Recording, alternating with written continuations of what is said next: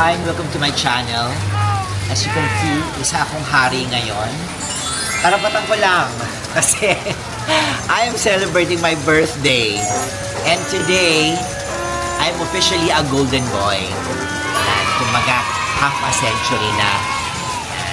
So for today's vlog, syempre kasama ko ang aking mga close friends and family.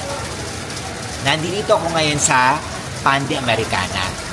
Ang ganda, tinan mo oh, para akong hari. Ito kung asan to, ito nasa General Ordonez Street in Marikina.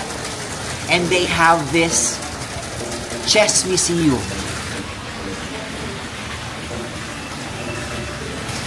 The reason why I chose this for my birthday is ang ganda ng lugar, and at the same time I was here before and I love the food. At saka the place is very, very Instagrammable. Kaya ano ba ang magaganap sa aking birthday? Samahan niyo ako with this vlog because I know this episode will be meaningful, fun, and hey, it's my birthday.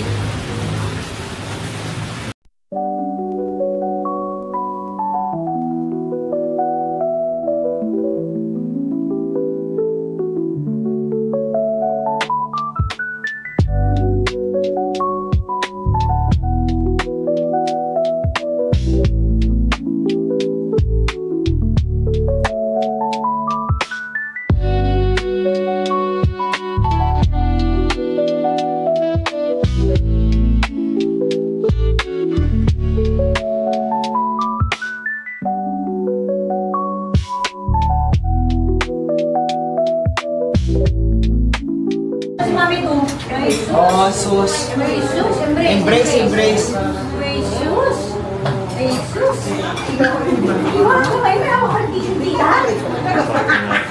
I know. Surprise.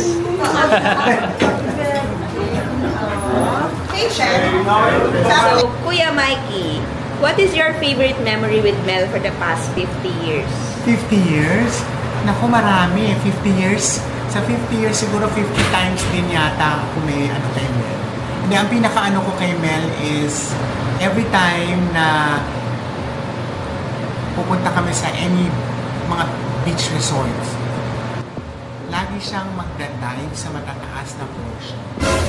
Natatakot ako for him, pero ganun kalakas kasi ang loob niya para mag-dive. So, bawat pumunta kami kahit saan, Siargao, Dumaguete, sa Boracay. Sikihor ba yun? Meron Kasi tayo ko rin nagulat kayo na tumalo ko sa pagkataas-taas. Ang taas-taas. Diyos ko po. Hindi ko talaga parang ako ang nininervyos para sa kanya. Pero syempre dahil matapang siya sa ganyan, kaya proud ako sa kanya. Happy birthday. Happy birthday! Kasi likod lang ako. Ano din naman siya sa likod? Happy birthday, Mel. So, birthday, magkakaanin dito ka. Isa lang wish ko kay Mel. Sana magka-boyfriend na si Mel. Yay! Oh my God! Sabi kay Batos! Yay! Para magkaroon na ng kids, Mel. Tsaka para maging homemaker na siya. Ay, oo. Bagay ano naman ako ang tawag dito. Domesticated. Okay, let's go to Dayan. So, Dayan. Sagot sa kahirapan. Bon appetit. Black ka sa akin, Mel. ba't ako? Nagahawak lang ako. Black ka na. So, Tita D. Easy.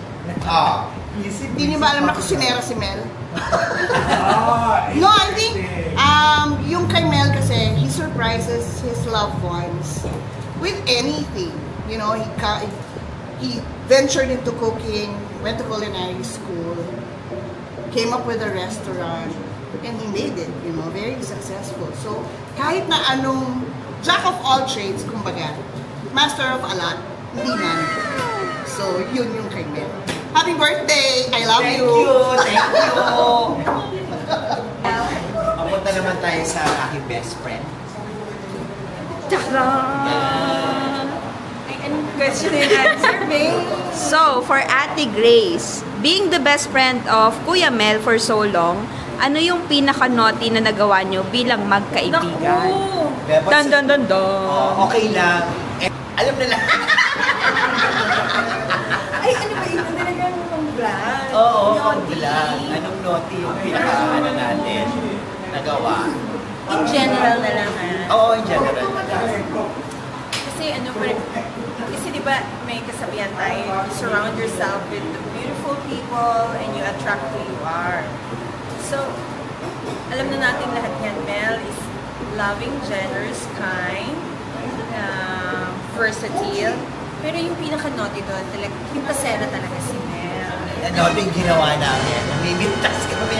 Favorite pastime kasi namin is, you know, constructive criticism. Ganun lang. Constructive criticism naman, in fairness. Constructive criticism. Hindi naman tayo masyado nalalait na over the top. No. Hindi naman. At saka, yun, constructive criticism. Yun yung pinaka-ano namin. Kasi hindi pwede i-details eh. Yung pinaka-naughty one, masyado, masyado.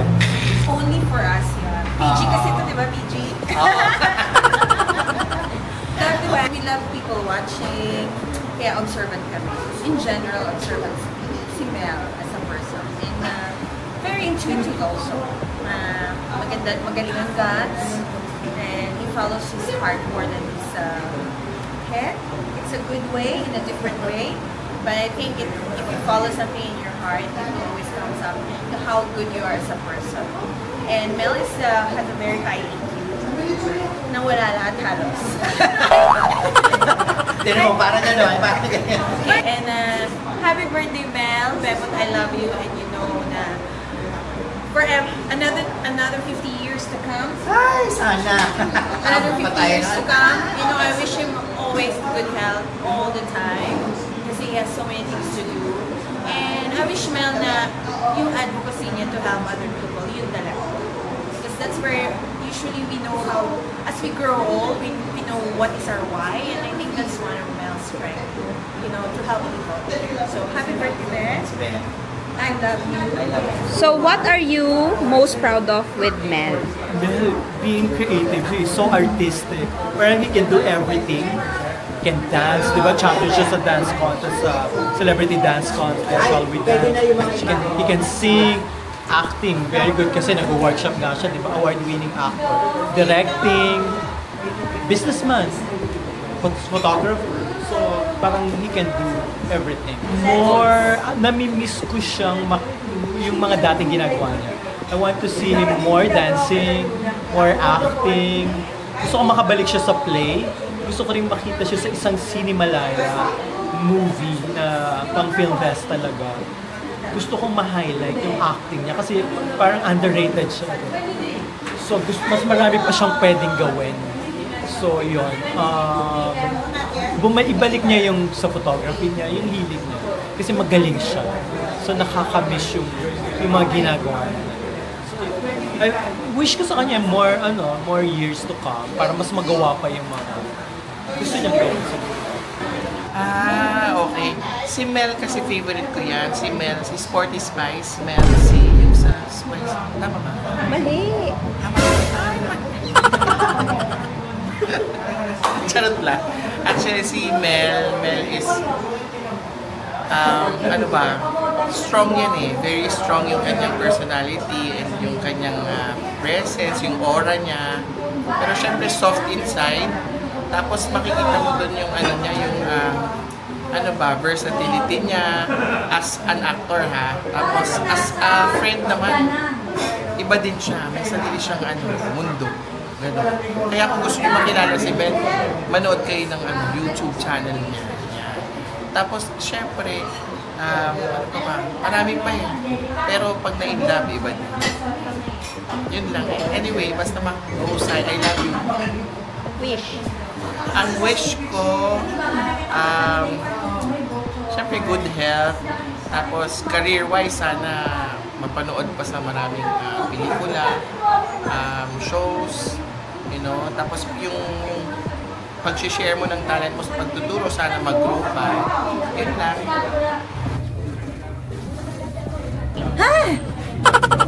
Lower. So how do you feel that Kuya Mel is turning 50 years old? I don't want to feel. I cannot believe it. Tanda. I can't believe na 50 ka na, Tito Mel. Parang kailan lang mga katarantaduhan natin. Cannot believe. My God, 50 ka na. Nung in-invite ako ni Tito Mel sa text, talagang nagulat ako nung sinabi may 50th birthday. 50 na yun? Welcome to the golden years, Tito Mel! I wish you all the love that you deserve sa mundong to because you deserve all the love and all the blessings because you have a very, very big heart at pinagkakasya mo kaming lahat dyan. Love you, Tito Mel. Happy birthday. Thank you sa magagandang place lagi na kinakainan pag birthdays. Napakahirap puntahan lagi. Thank you, Tito Mel. Saka thank you sa pagmamahal kay Kido. Yes. And yun, Tito Mel. Wait lang. Ay, head mo. And yun, Tito Mel, alam mo naman, kakampi kita sa lahat. And kakampi mo din ako sa lahat.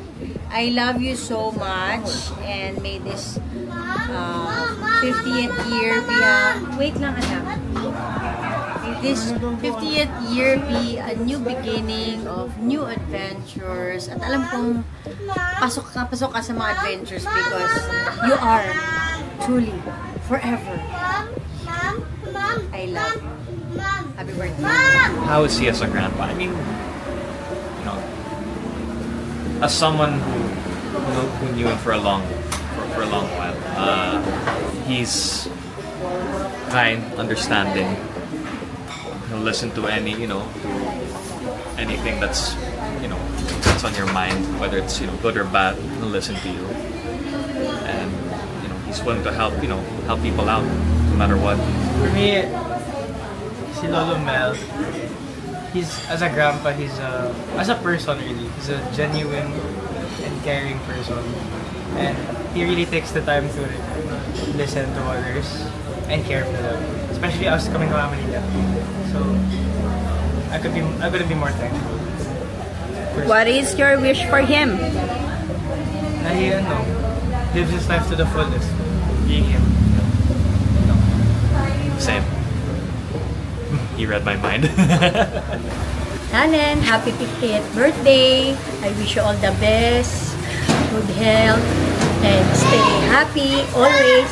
Love you. Hi Mel, happy birthday. Well, at 50 years old right now, you don't look like 50, you just look like 45 years old. And nakakaingit ka ha, grabe, sobra. Very fit. And ang wish ko sa'yo for this year, sana you will be able to find Mr. Right. Diba? You're a very good person, the golden heart, and an old soul. And recently lang kita nakilala, but nag-swak na tayo. So I'm so thankful to be your friend. And I wish you all the best. Happy birthday with all my love.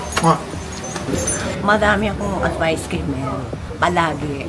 Pagka merong umaali-aligid siya, ako agad ang tatawagan niya o pupuntahan niya ako. Pero pareho pa rin, huwag tayo magpapadala sa puso natin kaagad. Siyempre, gagamitin natin dapat ang utak natin, di ba? Kaya nga nauna yan kaysa sa puso. Kaya gagamitin mo na ito, ha? Bago ito. Yan ang advice ko sa'yo, Mel. Alam mo kung anong ibig sabihin ni ate dyan, di ba? Tapos, ang wish ko for you is sana gusto ko magkaroon ka ng teleseryeng yung kasama ka sa lahat. Yung gano'n, yung hanggang mula umpisa hanggang sa matapos. At sana tuloy-tuloy ang teleserye mo. Diba, Bunso? I love you. Happy birthday. Come on, happy birthday, Lola Mel. Happy birthday, Kuya. Love you always. Hello.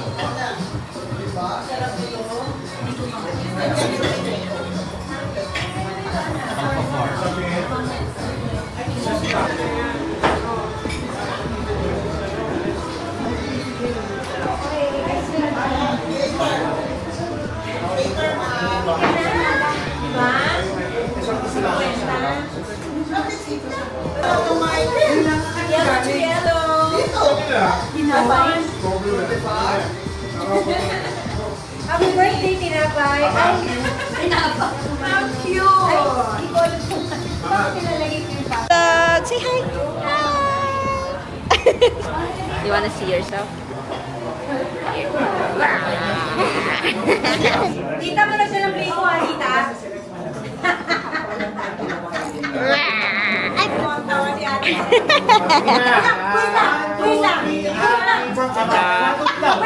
Wait lang! Wait lang! Wait lang! Everybody sing! Happy birthday to you! Happy birthday to you! Happy birthday to you! Happy birthday! Happy birthday! Happy birthday to you! Happy birthday! Go! Yes!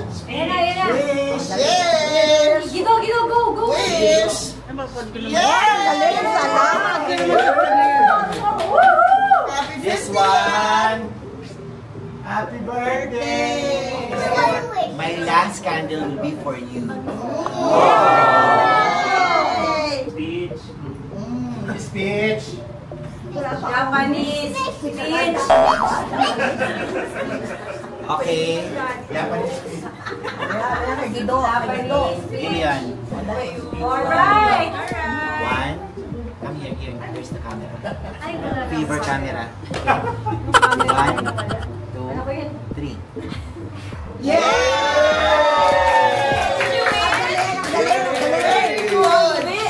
Did you wish something for Tito Mel? Okay, very good. Thank you everybody for coming. Tito Mel!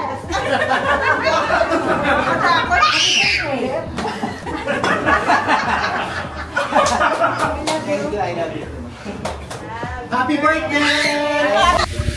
So that concludes my birthday, my 50th birthday. Sana nagustuhan nyo. Napakasimple lang, pero rock, happy, masarap ang food dito sa Panda Americana. But most importantly, kasama ko yung mga mahal ko sa buhay. Yun lang naman I just wanted a simple celebration. Kasama ko yung mga mahal ko sa buhay. Kaya, if you like this, baka mamaya magkaroon kayo ng idea. Ganon din ang gawin nyo on your 50th birthday. Diba? Follow me on my social media accounts. Diba? So, looking forward for better years to come. Siyempre, pinagdadasal ko pa rin ng good health sa family ko, sa friends ko. More blessings, not just to me, but sa lahat ng mga Meltics na nanonood. Okay? God bless everybody.